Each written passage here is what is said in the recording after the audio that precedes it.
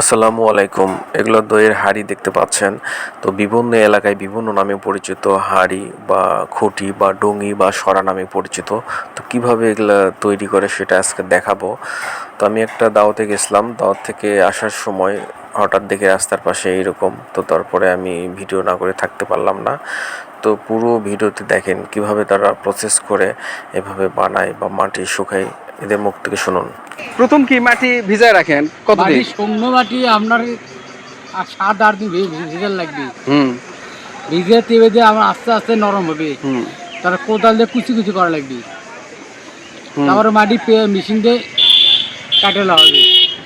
কাটে লওয়ার পর তেবে দিয়ে আপনাদের কামের মাটি জোগানো হবে। ওগুলো হাত দিয়ে সব করেন নাকি? না, মেশিন দেয়। এই মাটি কাটা মেশিন আছে কাদা কানা।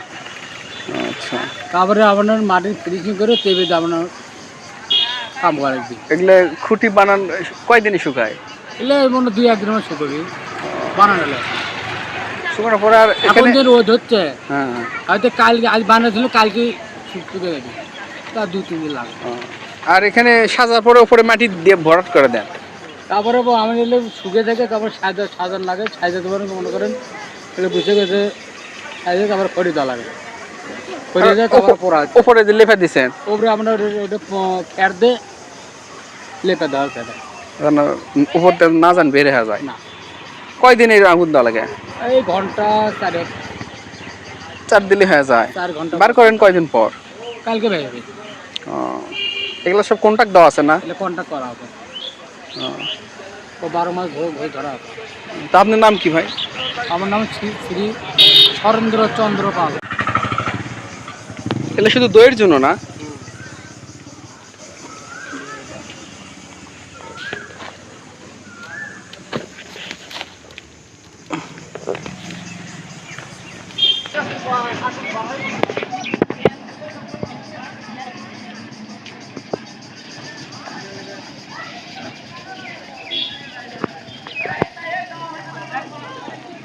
আচ্ছা,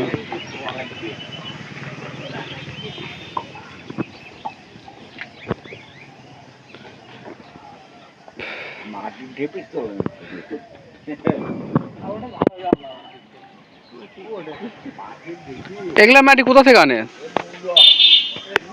দিয়ে যায় গাড়ি থেকে। এগুলা কিনে আনে? হ্যাঁ, কত করে মাটি? মাটির দাম বেশি। কত করে মাটি কিনেন? হ্যাঁ, এগুলো তো মনে হয় পুকুরের মাটি বা নদীর মাটি। বিলিয়ে বিলিয়ে ও, বিলের মাটি না? আপনাদের এদিকে তো সব বালি মাটি, এই জন্য ইয়ে হয়ে যায়।